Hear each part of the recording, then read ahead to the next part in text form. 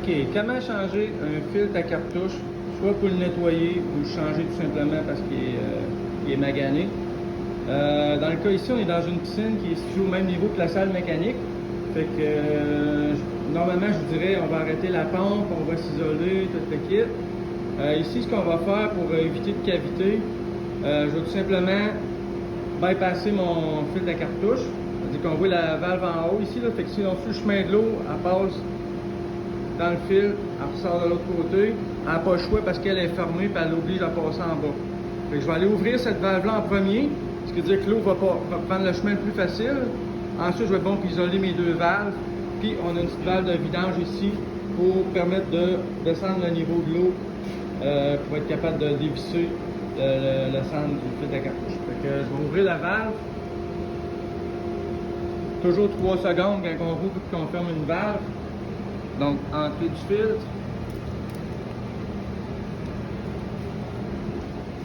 Sortie du filtre. Je vais ouvrir ma valve de vidange.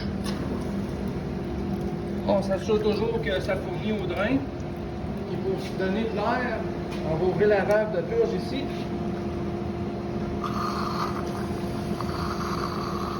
On va voir que le débit a augmenté. Donc on va laisser ça se vider un peu. Je vous reviens avec la suite. Ok, fait que j'ai enlevé le couvercle. J'ai dévissé. Il y a des filets. Faire attention. En dessous, il y a un gasket ici. S'assurer qu'il est bien en place quand on va la remettre et qu'il est propre aussi. J'ai déjà vu des fils couler juste parce qu'il y avait une petite graine. Là. Ça c'est pas. Fait que le fil, on le retire tout simplement. Il est assis autour d'un tube que celui-là. Il y a d'autres modèles, des fois, qui a comme un capuchon sur le dessus. Des fois, il faut avoir 3-4 filtres aussi dedans. Même, ça va jusqu'à 4. Il faut en avoir comme 2 étages de haut. Là. Fait que là, je vais la remettre dedans parce que lui, il n'était pas sale. C'était juste pour vous le montrer. Puis pour vous sauver du temps, on suggère souvent de vous acheter un deuxième filtre à cartouche que vous pouvez tremper dans un liquide de nettoyage. Comme ici, ce qu'ils ont fait, ils ont pris un bac, puis la personne elle vient le virer de bord de temps en temps. Puis il se fait nettoyer. C'est des produits que vous pouvez acheter dans les magasins de piscine, là, du filter cleaner dans d'autres marques. J'ai remis mon dessus de filtre. Ça peut sembler anodin, mais s'assurer que le manomètre soit bien en avant. Là. Des fois, on met ça, on se dépêche, puis on arrive après, le manomètre, on l'a mis de l'autre bord, puis on n'y a pas pensé, puis là, c'est mal commode. Puis, dernière affaire, je l'ai tout vissé, excepté le dernier tour. Je vais vous remarquer qu'il y a une petite clenche ici, c'est un latch. Fait que lui, il faut l'entendre clencher à la fin. Vous l'avez entendu? Là, c'est vrai qu'il est barré. Là. Fait que là, il n'y a pas de danger que ça repop à la pression. Fait que, on va refaire des affaires dans un autre ordre un peu.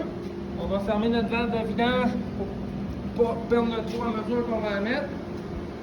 On va fermer. Moi, j'aime ça la fermer au début quand même, l'air, puis l'ouvrir par la suite pour pas perdre de contrôle si ça se met à. Quelqu'un me parle, puis que je tombe dans l'une, puis que ça se met à pisser. Je vais ouvrir. J'aime bien sortir la sortie en premier, parce qu'en théorie, l'eau arrive de l'autre côté en premier. Tranquillement.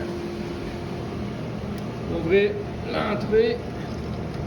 Là, je commence à entendre l'eau circuler.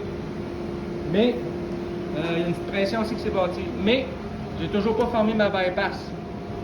Fait que là, l'eau, il y en a une partie qui s'en va quand même tout droite. Fait que je vais la fermer. Donc, là, on entend un peu l'eau. Je ne veux pas y rentrer de l'air dans notre système quand j'ai fait ça. Fait que là, on a entendu la flow de chute du chauffe-eau, toute la kit, ça c'est normal. Fait que là, je vais rouvrir pour faire purger mon air du fil à cartouche. Dès que je vois de l'eau sortir, je la referme.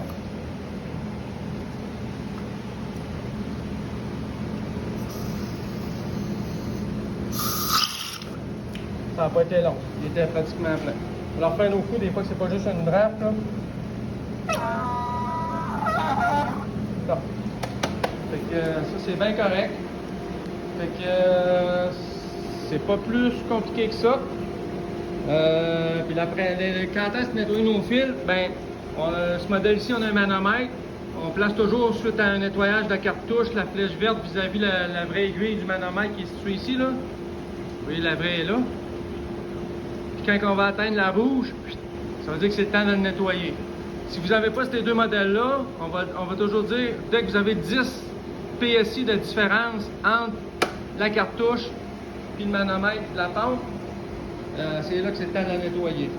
Je conseillerais de la nettoyer quand même au moins, dépendamment de l'activité que vous avez dans votre piscine, au moins une fois ou 3 mois quand même. Pas toujours se fier à 100% au manomètre, c'est pas toujours la précision, ça reste de la mécanique. Moi, je changeais quand même. Puis c'est normal qu'un fil de cartouche devienne jaune un peu. Lui, il est en très bon état, là. Il est juste jauni. C'est juste normal, il fait sa job. Quand il va venir trop brun, là, on le changera. Ça va durer le temps que ça dure, ça dépend, comme je vous dis, des piscines et de l'utilisation. Puis vous allez le voir assez facilement quand c'est magané. Les bandelettes vont casser ici, on va avoir des perforés. Puis, ça fait le tour.